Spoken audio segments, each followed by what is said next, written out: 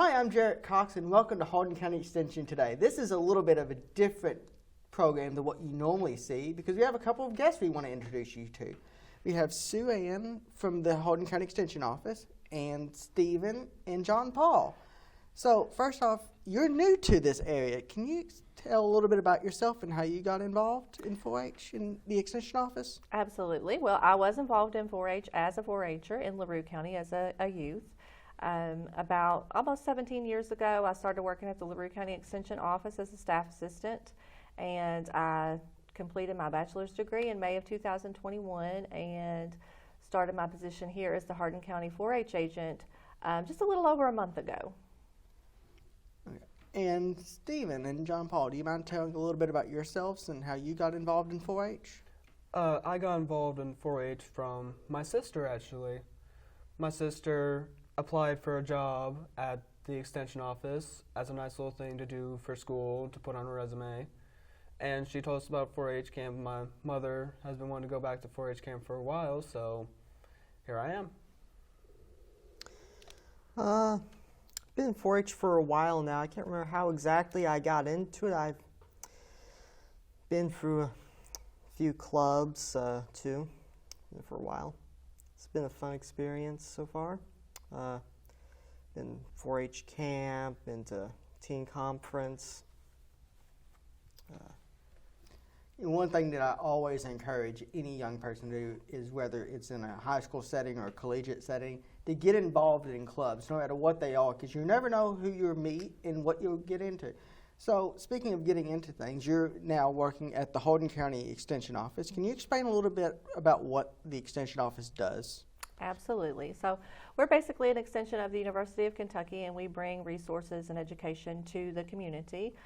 We do that in a few different areas. We have agriculture and natural resources. We have family and consumer sciences. We have a horticulture agent, and then 4-H youth development. So thank you for that. And, and if you watch this program, which I assume you are because you're watching right now, you've seen some of the many great people that work for the Extension office here in Hardin County. So can you explain a little bit about what 4-H is? Sure. 4-H is a program that helps educate youth and gives them leadership skills, life skills, and citizenship skills. Do you all want to talk a little bit about what you all have learned in 4-H? Some of the things that 4-H has taught me so far was mostly public speaking, because for 4-H I'm doing a project for it about country hams, and recently we just did a speech and I got some information about that. They taught how to do proper public speaking and all that. You, John Paul? Well, for me it'd be mainly certain STEM skills and leadership skills that I've gained a lot of from 4-H so far. It sure sounds like, that what you can get involved in 4-H really runs the gambit of everything. So there's something for everyone in 4-H. So can you explain what 4-H actually stands for? I know there's 4 letters there. They're all H's, so I assume they stand for something. Yes, they do. Head, heart, hands, and health. Wonderful. So there's of course these two young students here that are involved in 4-H. If you're a student and you want to get involved in 4-H, how do you go about doing that? So we do an annual enrollment, and you can stop by the Extension office or call us, and we can send you an enrollment form. Hopefully next year we will be able to use the online portal to be able to enroll people that way, so they can just log on with their phone or their computer at home and fill out that enrollment form. If they're interested in doing any programs and they're not enrolled, they're more than welcome to come out and try those out and decide whether they want to be a member or not. And we also hope to get back into the school systems starting the next program year to be able to meet with more of the school clubs starting 4th grade in September. Being from Hardin County, 4-H and agriculture in general is something that's ever present. It's something that, there's not a part of Hardin County you can go to that you don't see something involving 4-H or the Extension office. And that's why I'm so glad to have you all here today. So 4-H is having their annual summer camp this year. It is coming up in July. It's going to be July 18th through the 22nd, and that it will be at the West Kentucky 4-H camp in Dawson Springs. Dawson Springs. I don't know where that's at. Can you kind of explain kind of what area of Kentucky that is? Well, it's in the western part of the state. It's a little over an hour away drive from here. I've only been down there once, actually, because when I went to camp, I went to Lake Cumberland. So going to West Kentucky as 4-H camp is going to be a new experience for me, too. But I'm excited about it. So if, yeah, and of course I'm going to have you go into your hard sell a little later and explain what it is. So if you're hooked right now, you hear 4-H camp at Dawson Springs and you want to go, can you sign up to go right now? Yes, we are taking sign-ups currently. And if that hasn't sold you yet, we're going to tell you why you should go. So can you explain what's going to happen at the camp this year? So at summer camp, kids can do a variety of fun things. There are things like canoeing, kayaking, swimming, riflery, archery, ropes courses. They have, I believe, high ropes and low ropes. Yes. Like I said, I haven't been to this particular camp yet, so I haven't experienced all of those things. But there are lots of fun activities, and it's activities that maybe many kids don't get to do in their normal summer. So this kind of gives them a chance to do a variety of activities in one condensed week.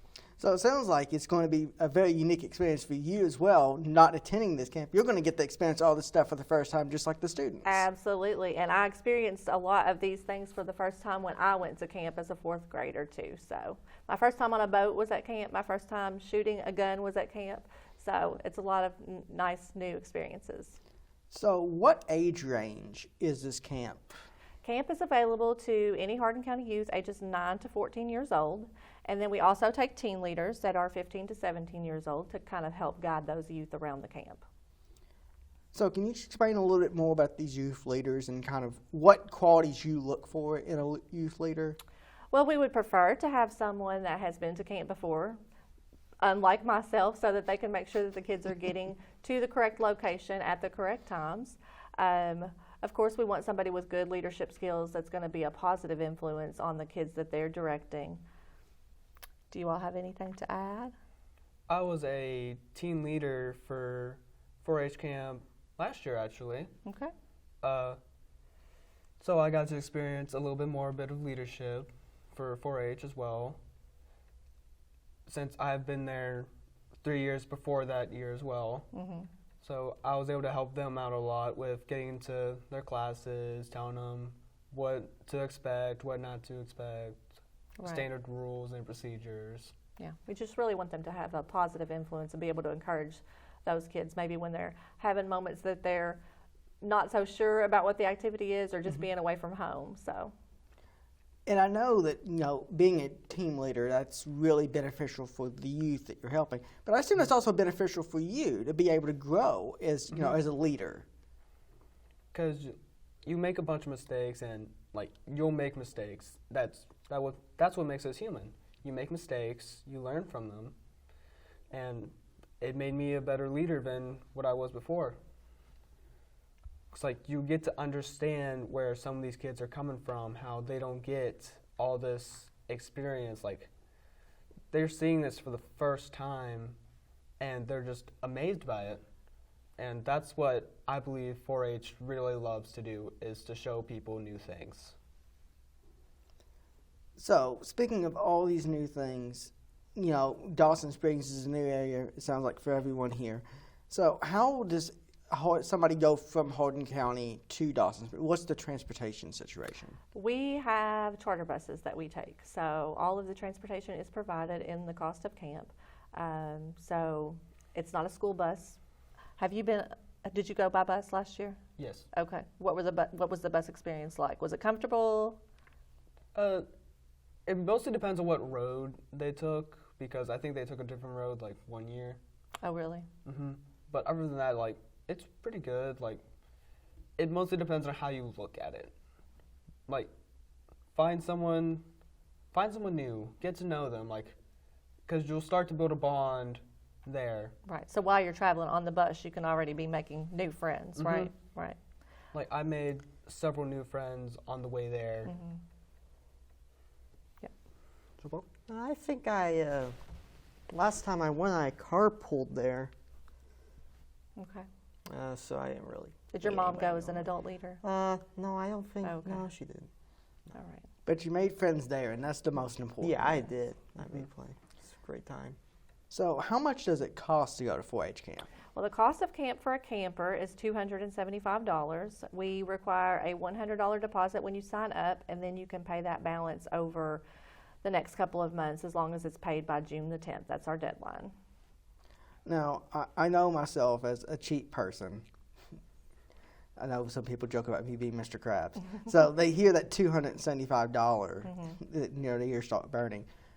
Is there any help for people that may not be able to pay that? Absolutely. We do have scholarships available, so they are welcome to fill out a scholarship application. My view has always been any child that wants to go to camp should have the opportunity to do so. So anything that we can do to help, we want to be able to do that. And it's so important to have these different experiences, especially when you're younger, like you two are. You know, it's so important to go out and experience all these new things because, A, you don't really have the chance to grow up more than the one time. But you get to learn and have all these different experiences, and you get to bring that with you on your life. How has your life been affected by being a 4-H person and being a 4-H member, and then now working with the youth that are going through the same road that you did? It has definitely come full circle for me. I remember when I was a 4-H'er as a student, I had a great 4-H agent, and I went to camp with him every single year, all the way from 4th grade up through high school. I went as a teen leader. My older sister went as an adult leader with me as I went as a teen leader. So it was my first time away from home when I went to camp for the first time. I did make several new friends within my own county that I hadn't gotten to meet before because we were in separate schools, and then in other counties as well because we do travel with other counties. So being able to come into it now as a 4-H agent, I will get a completely different perspective than I had as a camper or even as a team leader. And just to get to see those kids with these new experiences is going to be so rewarding. And I know that a lot of this episode is going to be about the 4-H camp, but one thing that you mentioned earlier, and I kind of wanted to back up on, you mentioned some non-conventional. When you think of 4-H, a lot of times you think about agriculture. 4-H isn't just about agriculture. There's so many other things that are involved in that. Can you touch a little bit about the robotics and some of the other stuff that you can get involved in and learn about being a part of 4-H? Absolutely. I believe the robotics thing was a few years ago, but there were several kids that were involved in that. From my understanding, it was quite a big program. But some other things that they can do is we will offer project classes such as sewing, where they're going to start from scratch and create an outfit or a backpack or some product that they will wear or use. They learn a lot of stitching skills, how to put in a zipper, how to sew on a button. We're going to have a quilting class for new quilters this summer. There are other classes that they can get involved in. Help me remember what some of those are that you all have done most recently. I want to say the most recent class that I did was like a cooking class, but even then that was still a few years ago. Mm-hmm. That's whenever I discovered that I like to cook. Right. Like, I would be, even during like quarantine, like if you don't mind if we touch on that a little bit, like during quarantine, like I would bake a lot because I had nothing to do. I found something. I remembered that I like to cook and I like to bake, and something that really opened that for me was 4-H for a cooking class. Well, I'm currently in beginner sewing. I'm Right. currently making something right now, a little pair of sleep pants. Yep, I think there's a few people that are making pajamas this time around. Yeah. So It's pretty fun. It's pretty good. It's a very valuable skill because it's not just making clothes. It's also repairing old clothes, so you don't have to go pay someone else to do it or buy a whole new pair. And that kind of stuff is so important, especially those like public speaking, for example. Yes. I know as a kid, even though I wasn't involved in 4-H as a member, I was involved later on. But you think about the public speaking you get involved in, and you never know when you use it, like when you're hosting a TV show 15 years later. or being interviewed. Yeah, you never know when that public speaking is going to be something that you need to fall back on. So I mean, getting involved in stuff that you may oh God, public speaking, but you never know when you might need that later on in life. And 4-H gives a lot of opportunities for the kids to learn those public speaking skills, and practice is what really is the most important part of that, I believe. I know one of my good friends, Mary Lou Scott, who's involved a lot in 4-H, and I think was an advisor in Hardin County. Her daughters all went through that program, and her son. I can't, she might strangle me if I don't mention her son, Matt, who's a teacher now and teaches agriculture in Hardin County. But there was just, I'm sure none of them, I don't think he ever thought he'd be a teacher, but now he's a teacher. And, you just never know what road you'll take in life. So the 4-H camp, if you're still not sold on 4-H horse camp. Not horse camp. Oh, 4-H. We actually have kids at horse camp right now, but we're talking about summer camp. Oh, so if you want to go to horse camp, you've already missed out. You've missed out. They're there already. You got to inquire about that for 2023. That's right. So 4-H camp. Yes. So if you're still not sold on 4-H camp yet, I heard there's a summer block party that might change your mind. Yes, we are planning on doing a summer block party, summer camp block party on June the 1st. It'll be in the evening hours, and we're going to try to offer a little view on many different things that happen at camp. So we're going to do a lot of fun games, some camp songs, maybe some dances, and we're going to have team leaders out there to help us with all of that. And then we will also have some camp food. So maybe grill some hot dogs and do some s'mores over a campfire. I know with the crazy weather we've had lately, some s'mores sounds good. Mm-hmm. Of course, it's Kentucky, so it could snow tonight. I don't know. Maybe rain. I think we're going to get a lot of rain, but yeah, hopefully that doesn't happen. But I've heard that is on the forecast. Yeah. So you two being involved in camp now, and you doing it in the past and being involved in it as an advisor for the first time. What is the most important thing that somebody that might be going to camp for the first time should know, in your mind? I feel like they should know that once they get to camp, they don't have to do anything that they're not comfortable doing. But if they would just keep an open mind and try something new, they will get a lot out of it, and I think they'll really enjoy it. Like she said, keeping an open mind is really good. Like, I remember going some days and being like, I don't want to go. But then I get there and I'm like, oh, I forget how fun this could be. Like, and plus, if you're not comfortable with doing something, you're not forced into doing it. Like, I remember we all went to high ropes and I just got uncomfortable and they didn't force me to do it. They were just like, go, sit down, relax, like, we're not forcing you to do this. Like, it's understandable. Well, like she said, being open in mind to new experiences. Like, when I was first brought down to the canoes, I was terrified of them because there's these tiny boats that look really easy to flip over. But I got on them, and it's a pretty fun experience going around this little tiny pond or lake. Not sure what to call it, but it's pretty fun. I believe it's called Clover Lake. Clover Lake? Yes, I think so. Yeah. It was called Clover Lake. Yeah. But yeah, being open to new experiences is a very important thing. And you'll see a lot of fun things to do. And they mentioned some things that, might sound, like he said, a little horrifying, but we do take safety precautions. Mm-hmm. Like with the ropes, they are geared up. They have helmets on. You're strapped if into they're a going to the harness. lake, they have life jackets on. So we do take all of that into consideration. It's very important, especially for someone's kids. That's something that's very reassuring for them. Absolutely. So you mentioned Clover Lake, and that brings to Cloverbud Camp. Can you explain a little bit about what that is? Yes, Cloverbud Camp is actually for the younger kids that aren't quite 4-H age yet. So Cloverbuds is a program for 5 to 8-year-olds or kindergarten through 3rd grade, and they are going to go to the exact same campground that the older kids go to at Dawson Springs. And the fee for Cloverbuds is $135.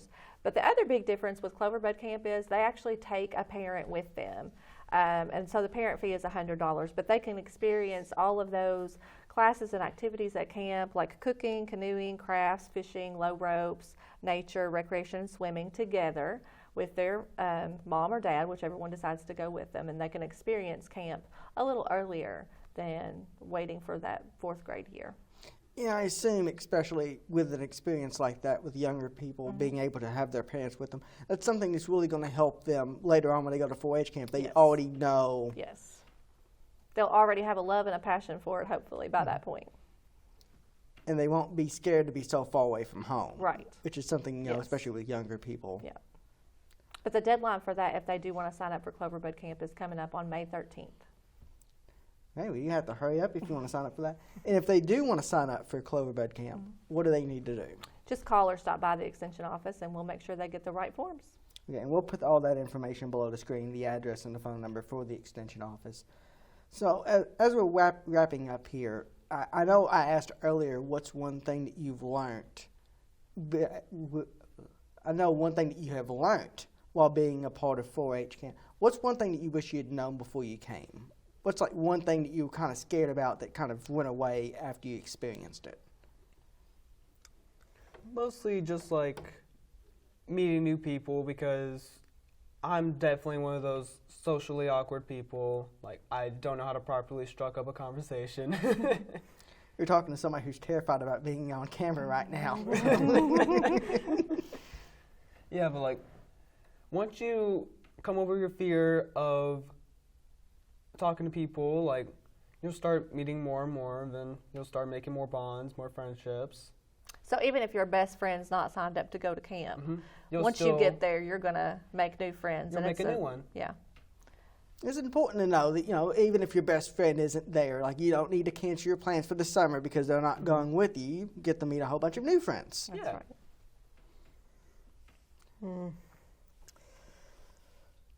For me, I'd say it's public speaking skills. I'd be happier if I had a lot more of those before I started this. So, as a 29-year-old, is it too late for me to sign up for this public speaking? It's not too late for you to sign up to go to 4-H camp. You can go as an adult leader. We need those also. Really? So if somebody Absolutely. if someone wants to sign up for an adult leader at 4-H, what's the process for that?